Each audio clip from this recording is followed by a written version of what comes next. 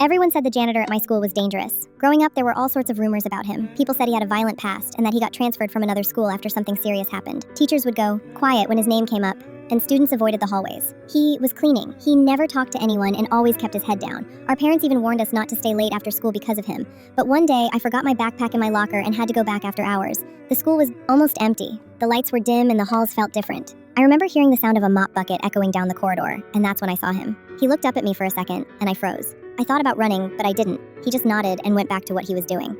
Grabbed my bag as fast as I could, but then I heard something coming. From one of the classrooms, it sounded like music. I slowed down and peeked through the door, and what I saw didn't make any sense. He was inside, sitting at a desk with a small group of kids. I recognized them. They were the quiet kids from school, the ones who got picked on the most. He was helping them with homework, patiently explaining things, writing things out step by step. One of the kids got an answer right, and he smiled like it was the biggest achievement in the world. I stood there for a minute just watching. None of them looked scared. They looked comfortable, like they trusted him. I didn't say anything and just left. The next day, I noticed those same kids in class. They seemed more confident, like something had changed. I never told anyone what I saw, but after that, I stopped believing the rumors years later. After I graduated, I heard he retired, and the school held a small ceremony. For him, turns out he had been staying after hours for years, helping students who had no one else, and most people never even knew about it. I still think about that moment sometimes and how easy it is to believe stories about people without ever really knowing who they are.